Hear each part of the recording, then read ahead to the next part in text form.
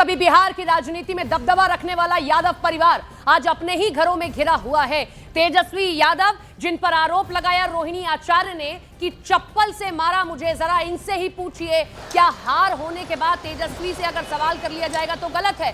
3 तस्वीरें 15 नवंबर को पटना से रोहिणी ने ये फ्लाइट पकड़ी, वो दिल्ली आ गई, बहुत नाराजगी थी, उनका चेहरा आप देखिए मीडिया से बात करते हुए 3 नाम लिए उन्होंने, संजय यादव, रमीज और तेजस्वी यादव। उसके बाद अब एक्शन के बाद रिएक्शन ये आया कि उनका समर्थन करने के लिए उनकी बहनें भी अब सामने आ गई हैं। 3 और बेटियों ने पटना छोड़ दिया है 16 नवंबर को, यानी कि अगले दिन 16 नवंबर को रागिनी, चंदा, लक्ष्मी अपने परिवार के साथ देखिए वहां से निकलकर दिल्ली देखी जाती हैं, दिल्ली एयरपोर्ट पर देखा जाता है। और अभी हाल फिलहाल में भी रोहिणी आचार्य की जो बाइट आई है, जो उन्होंने मीडिया से बात करते हुए कहा, उसमें आप देखिए उनकी आवाज बैठी हुई है, उनका गला रुंधा हुआ है और भाव भंगिमा उनकी आप देखिए कि बहुत आहत है कि जिस भाई के लिए सब कुछ किया, पिता को किडनी दी, पिता को किडनी देकर जान बचाई, आज उसको लेकर कहा जा रहा है कि गंदी किडनी दे दी है, किडनी के बदले सीट ली गई है, तमाम तरीके के आरोप लगाए गए क्योंकि आरजेडी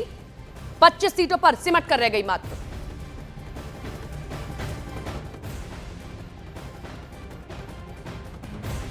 आपने कहा था कि चप्पल चलाया गया, चप्पल चलाने की बात अब आप लोग जाकर के वहाँ इंक्वायरी कर लीजिए। सही बात है, रोहिणी जो बोलती है सच बोलती है, और जिसको भी कंडेम करना आकर के सामने मेरे सामने बैठवाइए। आप ये बात जाकर के तेजस्वी यादव किसके शह पे हुआ है उनसे जाके पूछिए, संजय यादव से पूछिए, रेचल यादव से पूछिए, क्या नाम है उसका, रोहिणी जी अपने पिताजी से कुछ कहेंगे क्या, कोई मैसेज? नहीं, पिताजी मेरे साथ हमेशा, कल मेरे माता पिता भी रो रहे थे, मेरी बहन रो रही थी मेरे लिए।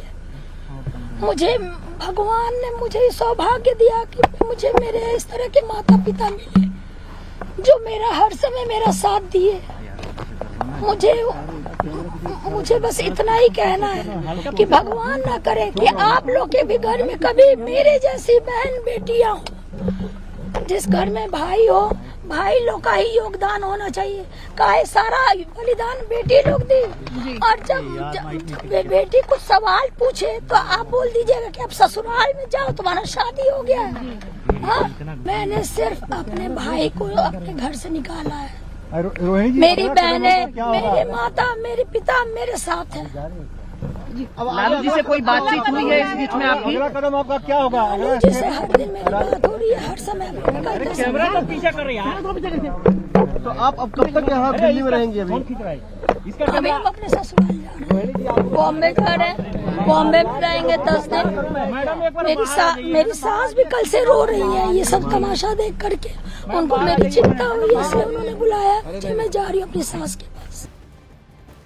रोहिणी आचार्य ने इस पूरे विवाद में पहली बार अपनी भाभी यानी कि तेजस्वी यादव की पत्नी का नाम लिया है। रोहिणी आचार्य ने मीडिया से कहा कि उनके साथ क्या हुआ ये तेजस्वी और उनकी पत्नी रेचल बता सकती हैं। आप आराम से बात, आप ये बात जाके तेजस्वी यादव, आप ये बात जाकर के तेजस्वी यादव किसके शह पे हुआ है उनसे जाके पूछिए, संजय यादव से पूछिए, रेचल यादव से पूछिए, क्या नाम है उसका, एक और लड़के का क्या नाम था, रमीज से जाके पूछिए। आप जाइए वहाँ पे इंक्वायरी कीजिए। बिल्कुल पूछेंगे। देखिए, लालू परिवार में चप्पल कांड को लेकर जो कलह शुरू हुई है उस पर लालू यादव के साले और तेजस्वी यादव के मामा साधु यादव का बयान सामने आया। और एक समय पर लालू की पार्टी में साधु यादव का बड़ा दबदबा हुआ करता था। क्या कह रहे हैं वो इस पूरे चप्पल कांड को लेकर, सुनिए जरा। अगर ऐसा कोई अगर बोला है, अगर ऐसा कोई बात अगर कोई बोला है, अगर गलत बात अगर बोला है तो ये गलत है। वो घर का बेटी है, भगनी भी है। कोई भी अगर कोई बात बोला है तो उसको मैं गलत ठहराता हूँ। उसको खुद जो है अधिकार है, बेटी भी है घर का, उसको पूरा अधिकार है कोई चीज़ भी बोलने का, कहने का, सुनने का। तो वो अपना अधिकार को वो किससे बोल रही है? उसको तो सीधे बोलना चाहिए कि हमारे घर से बाहर जाइए। देखिए, लालू यादव के परिवार में कोहराम मचा हुआ है, लेकिन रोहिणी आचार्य के मुद्दे पर परिवार से सिर्फ तेज प्रताप यादव का अभी तक बयान सामने आया है। उन्हें परिवार से पहले ही बेदखल कर दिया गया था। रोहिणी आचार्य दिल्ली पहुंची थी और मुंबई जाने की अब वो तैयारी में थी, जबकि उनके पटना से निकलने के अगले दिन यानी कि रविवार को उनकी 3 और बहनों ने भी पटना छोड़ दिया। रागिनी यादव, चंदा यादव, राजलक्ष्मी यादव। आपको दिखाते हैं कि तेज प्रताप यादव ने इस पूरे विवाद पर क्या कुछ कहा है। जो अपमान करेगा कृष्ण का सुदर्शन चक्र चलेगा, गोद में खेले। और जिस तरह की बात वो कर रही है वो बिल्कुल सही बात कर रही है, अपने जगह पे वो बिल्कुल सही है। एक महिला होने के नाते, एक माँ होने के नाते, एक बहन होने के नाते जो वो सराहनीय काम उन्होंने किया है, शायद कोई बेटी या कोई माँ कर सकती है।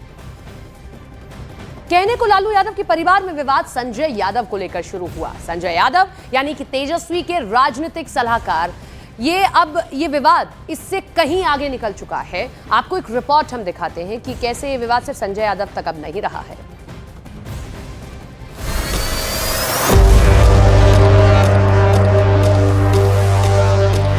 कल एक बेटी, एक बहन, एक शादीशुदा महिला, एक माँ को जलील किया गया, गंदी गालियां दी गई, मारने के लिए चप्पल उठाया गया।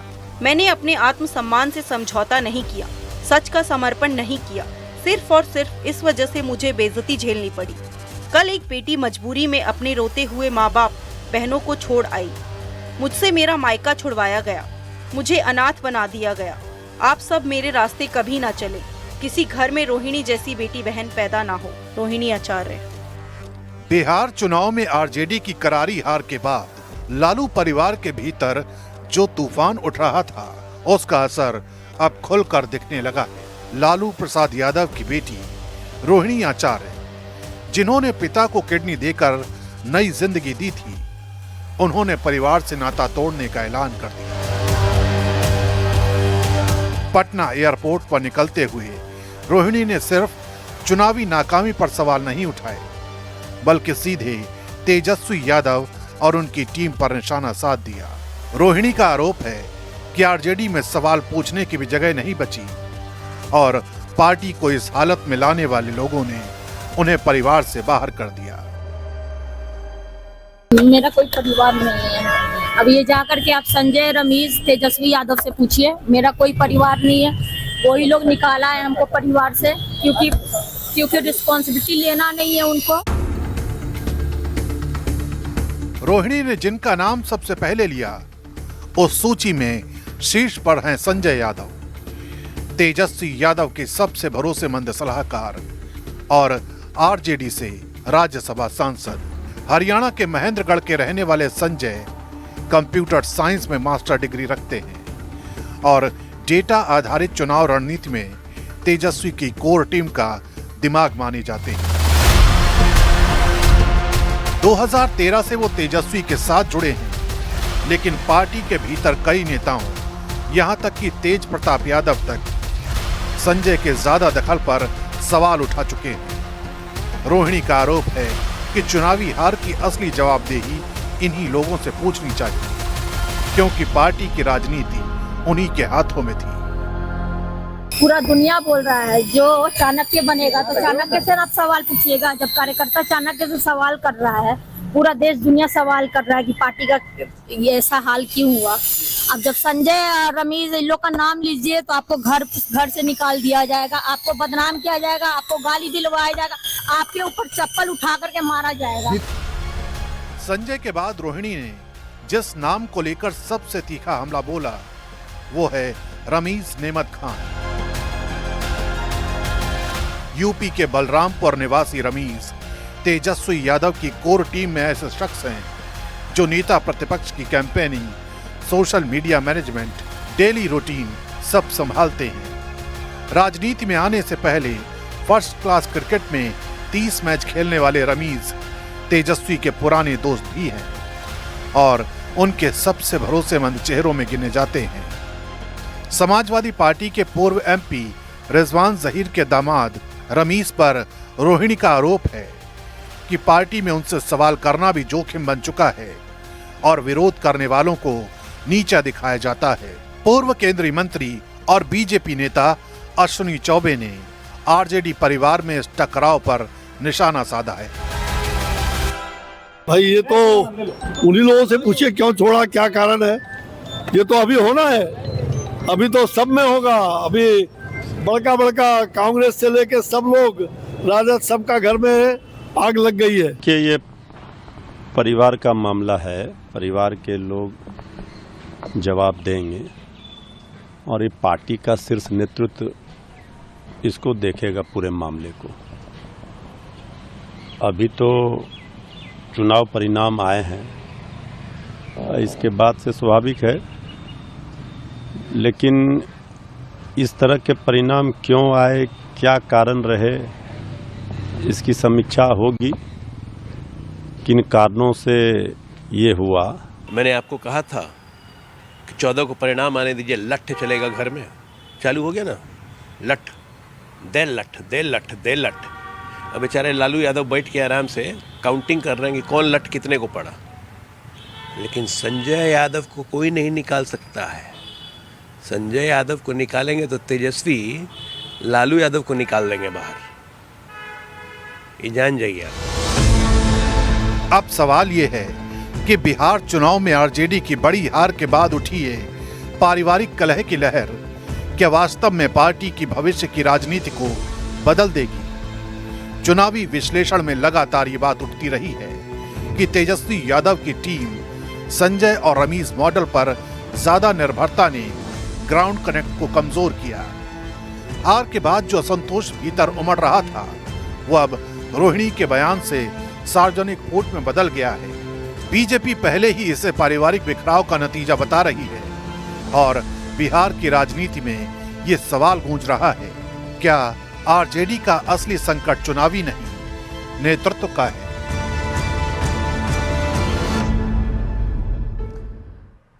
बिहार विधानसभा चुनाव में करारी हार के बाद लालू परिवार में जो घमासान जारी है उसमें रोहिणी आचार्य ने परिवार से नाता तोड़ते हुए गंभीर आरोप लगाए, जिसे लेकर बीजेपी ने लालू परिवार पर बहुत बड़ा हमला बोला है। बीजेपी ने एक वीडियो पोस्ट करते हुए लालू परिवार पर बहू और बेटी को चप्पल से पीटने का आरोप लगाया।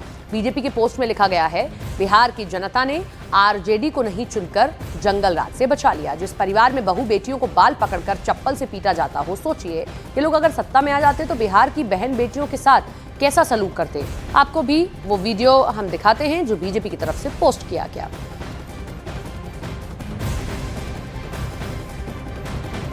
लालू जी की परिवार का मामला है और पारिवारिक मामले में ज़्यादा बोलना सही नहीं है, लेकिन जिस तरह की बातें रोहिणी आचार्य ने कही है वो काफ़ी दुखद है। इस पर लालू परिवार की तरफ से ही सफाई आनी चाहिए, क्योंकि रोहिणी आचार्य एक ऐसी लालू परिवार की तो बेटी हैं, लेकिन बिहार की बेटी भी, और बिहार में बेटियों का बहुत सम्मान है, किसी का भी अपमान नहीं होना चाहिए। नतीजे जो भी आए हैं, पर लालू यादव जी को अपनी बेटी के लिए अपनी चुप्पी को तोड़ना चाहिए। एक पिता का धर्म है, और विशेषकर उस बेटी के लिए जिसने अपने शरीर का एक बहुत महत्वपूर्ण अंग पिता की जान बचाने के लिए बाहर निकाला हो और पिता को दिया हो, तो लालू यादव जी को तेजस्वी यादव जी को रोहिणी आचार्य जी के सवालों का जवाब देना चाहिए। ये बिहार की एक बेटी के सवाल है अपने पिता के लिए। पॉलिटिकल डिफरेंसेस हो सकते हैं लालू जी आपके और हमारे, तेजस्वी जी आपके और हमारे पॉलिटिकल डिफरेंसेस हो सकते हैं, पर आपको बाहर आके अपने घर की बेटी के लिए, अपनी बहन के सवालों का जवाब देना चाहिए कि क्यों उनके लिए भद्दी बातें परिवार में कही गई, किसने कही, क्या उस पे बाध्यता थी कि जिस कारण से इस तरह की बातें कही गई। इन सारे सवालों का जवाब लालू यादव जी को, तेजस्वी यादव को बाहर आके बिहार के लोगों को बताना चाहिए। और लालू परिवार में जिस रमीज नेमत खान का जिक्र हो रहा है और उनकी वजह से घमासान छिड़ा है, उस पर उत्तर प्रदेश में हत्या और गैंगस्टर समेत करीब 12 संगीन मुकदमे दर्ज हैं। रमीज नेमत यूपी के बलरामपुर का रहने वाला है, उसके खिलाफ बलरामपुर के तुलसीपुर, कौशाम्बी के कोखराज थाने में हत्या का मामला दर्ज है। साल 2021 में बलरामपुर में हुए बवाल में रमीज नेमत खान का नाम सामने आया था। रमीज का घर यूपी के बलरामपुर जिले में नेपाल बॉर्डर से सटा हुआ है। रमीज पर 2022 में बलरामपुर के तुलसीपुर नगर पंचायत के चेयरमैन फिरोज उर्फ पप्पू की हत्या का आरोप है। 4 जनवरी 2022 को फिरोज की गोली मारकर हत्या कर दी गई थी। कौन है रमीज नेमत खान? जरा देखिए आप, ये साय की तरह साथ रहते हैं तेजस्वी यादव के साथ। अगर आप जा रहे हैं, आप उनसे मिलना चाहते हैं, बात करना चाहते हैं, आप भले ही विधायक हैं, मीडिया पर्सन हैं, कोई भी हैं, आपको संजय यादव या रमीज नेमत खान से बात करनी होगी, तभी आप तेजस्वी से मुलाकात कर सकते हैं। तो कौन है रमीज, वो हम आपको दिखा रहे हैं। बलरामपुर से मूलतः रहने वाले हैं, बलरामपुर के यूपी के। 4 जनवरी 2022 को फिरोज पप्पू की हत्या हुई थी। तुलसीपुर पंचायत के चेयरमैन रहे थे फिरोज पप्पू, और 2021 में बलरामपुर में हुए बवाल में भी इनका नाम आ चुका है। समाजवादी पार्टी से ताल्लुकात रखते हैं। समाजवादी पार्टी के जो पूर्व एमपी हैं रिजवान जहीर, उनके दामाद हैं, तेजस्वी के कोर टीम के मेंबर हैं, तेजस्वी के पुराने दोस्त हैं और काफ़ी करीबी माने जाते हैं। तेजस्वी जिस वक्त क्रिकेट में रुचि रखते थे, क्रिकेट खेलते थे, उस वक्त से ही रमीज नेमत खान उनके मित्र हैं।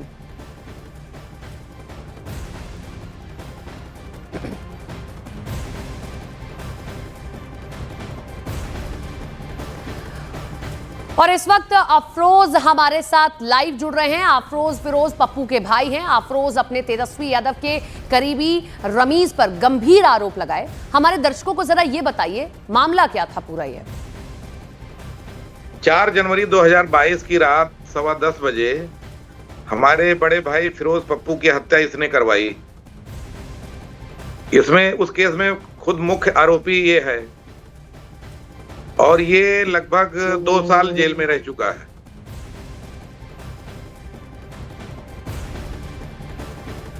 अभी ये जमानत पर बाहर है और ये जमानत जैसे इसको मिली, ये बिहार में जाके लालू परिवार में ही शरण लिया इसने। रोहिणी का कल जो हमने पोस्ट देखा, रोहिणी जी का मैं दर्द समझ सकता हूं। इसने मेरा घर तो उजाड़ा ही भाई साहब, और ये जाके वहां पे अपना उल्लू सीधा करने के लिए लालू परिवार का क्या हाल कर दिया वो आप लोग देख ही रहे हैं। अफरोज जी, जरा अब इस पर बात करते हैं। अब रोहिणी ने भी रमीज पर गंभीर आरोप लगाए हैं, इसको लेकर आप क्या कहेंगे? कितनी सत्यता आपको लग रही है?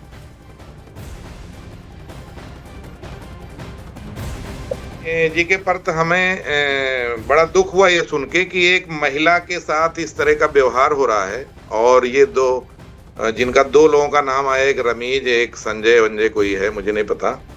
तो ये रमीज तो यहाँ से जब भी जेल से छूटा भाई साहब, ये लालू परिवार में ही सड़ लेता है। यूपी का तो टॉप 10 माफिया का दामाद है ये, जो रिजवान जहीर हैं, वो टॉप 10 अपराधी हैं, यूपी में सूचीबद्ध हैं, और उनका ये दामाद है। और ये यहाँ से वैसे भी भगेड़ू गुंडा एक्ट से लेके NSA और 302 के 2 केसेस, 307 के केस हैं, इस पे बलबा आगजनी का केस है। तो ये तो हिस्ट्री सीटर है यहाँ के कई थानों में, इसीलिए ये भाग के बिहार में शरण लेता है। अब लालू परिवार जी से हमारा तो यही रिक्वेस्ट है, इतने बड़े राज घराने वाले व्यक्ति को क्या ऐसे ही अपराधी की जरूरत है क्या उसका रणनीति बनाने के लिए? मतलब उनको और कोई नहीं मिला, यही अपराधी मिला था रणनीति बनाने के लिए। ऐसे ही लोगों से रणनीति बनाई, तभी तो ये चुनाव में ये हाल हुआ इनका। 75 से 25 पे आ गए भाई साहब। तो मैं यही कहूंगा कि अभी भी समय है, ये लोग उससे हाथ छुड़ा लें, उससे जो है निजात पा लें, नहीं तो फिर और बुरा हाल, ये उनके घर में भी मर्डर करवा देगा। ये अपने आप को बचाने के लिए, अपना उल्लू सीधा करने के लिए यहाँ तो सबको बर्बाद करके गया। अब ये बिहार में भी आपने देखा, ही रोहिणी जी को बाहर कर दिया, तेज प्रताप जी को बाहर कर दिया, पार्टी से ही निकलवा दिया इन 2 जयचंदों ने। और ये लालू परिवार में भी अगर और कुछ इसको अपना बचाव में करना हुआ तो हत्या भी करवा देगा। इतने गंभीर आरोप आप लगा रहे हैं, आप भी इस दर्द से होकर गुजरे हैं। अब आप इस मामले में क्या मांग करते हैं? अब आने वाले हम नीतीश जी की सरकार से यही मांग करेंगे कि ऐसे अपराधियों को, अगर जिस तरह का जंगल राज का था ये शासन, ये हम तो बधाई देंगे बिहार के प्रदेशवासियों को कि उन्होंने जंगल राज को ना चुन करके एक जो है अच्छी सरकार चुनी, एनडीए की सरकार चुनी है। और एनडीए की सरकार से ये अपेक्षा है आने वाली सरकार से कि ऐसे अपराधियों को तुरंत इनको गिरफ्तार करके जेल भेजा जाए, नहीं तो ऐसे कई घर ये बर्बाद कर देंगे। अभी तो हमारा घर बर्बाद हुआ, लालू जी का आप देख ही रहे हैं। तीसरा कोई और ये कहीं जाके शरण ले लेंगे, उनका भी ऐसे तबाह करेंगे। बहुत शुक्रिया हमारे साथ जुड़ने के लिए।